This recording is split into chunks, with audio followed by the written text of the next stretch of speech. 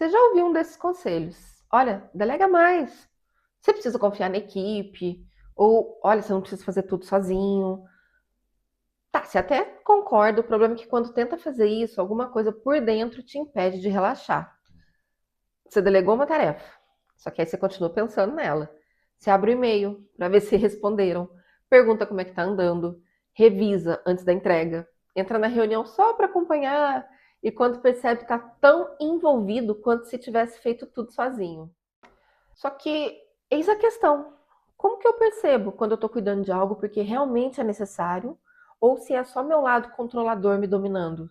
Eu estou tentando aliviar uma ansiedade através do controle? Olha, podem existir algumas justificativas inconscientes operando em nós que nos mantêm nesse espírito controlador. Vamos começar aqui pela qualidade. Muita gente que tem necessidade de controle acredita que o problema é esse. Ah, se eu soltar, a qualidade cai. Às vezes é verdade, existem algumas situações que exigem acompanhamento, existem pessoas que ainda estão aprendendo, tem aquelas entregas que são mais críticas. Mas eu te pergunto, você está protegendo o resultado ou protegendo o seu jeito de fazer? Imagina uma apresentação. Você delega. A pessoa lá monta os slides, traz um raciocínio diferente do seu. E imediatamente surge o impulso. Ih, eu vou ter que reorganizar tudo. Mas por quê? O resultado está comprometido? Ou é você que ficou desconfortável porque fizeram diferente do que você faria? Porque diferença e erro não são a mesma coisa. Outra justificativa para controle é valor. Algumas pessoas tendem a controlar porque isso virou uma forma de se sentirem necessárias. Elas são as que resolvem, as que sabem, as que acompanham tudo, é aquela que salva o projeto quando alguma coisa dá errado. E a depender da empresa, isso costuma ser recompensado. A empresa elogia, colegas reconhecem, a liderança confia.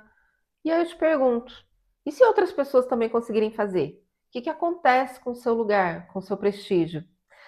Entende? Às vezes o medo não é perder controle da tarefa, e sim perder uma posição construída em torno da utilidade que você tem, principalmente em ambientes onde o reconhecimento vem através das entregas.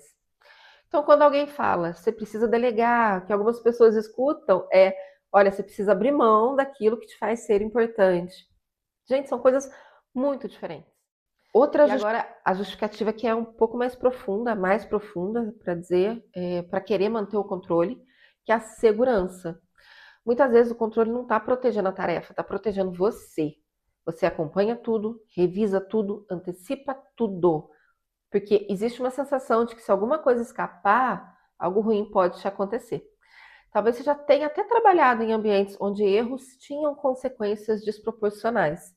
As pessoas eram expostas, onde a culpa precisava ter dono, onde errar mudava a forma como você era visto. O corpo aprende essas experiências e depois continua operando, funcionando como se o perigo ainda estivesse ali, mesmo quando o contexto já mudou, a situação já é outra.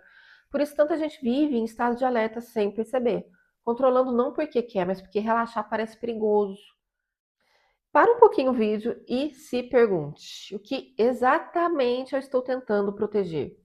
Qualidade, o meu valor ou a minha sensação de segurança? Porque cada resposta vai levar a gente para um lugar diferente. E é aí que a mudança começa.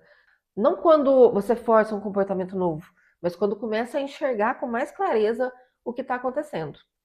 Eu hoje reconheço muito desse padrão em mim da questão da segurança.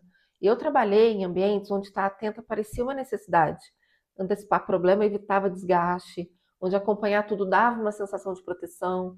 Durante muito tempo eu chamei isso de responsabilidade. Só depois eu comecei a perceber que eu estava operando em estado de alerta. Responsabilidade, ela ajuda você a trabalhar. Estado de alerta faz você nunca descansar, mesmo quando não tem nada crítico acontecendo. Para encerrar aqui, eu quero te deixar 3 perguntas, porque hoje eu tô a rainha da reflexão, né? Primeira, quando você revisa alguma coisa, você está protegendo a qualidade ou protegendo o seu jeito de fazer? Segundo, quando tem dificuldade de delegar, você está protegendo o resultado ou protegendo a forma como você construiu o seu valor? E terceiro, quando você precisa acompanhar tudo, você está cuidando de algo importante ou está tentando recuperar uma sensação de segurança? No próximo vídeo a gente vai falar sobre o quarto e último padrão, a dificuldade de colocar limites. Te vejo lá. Beijo!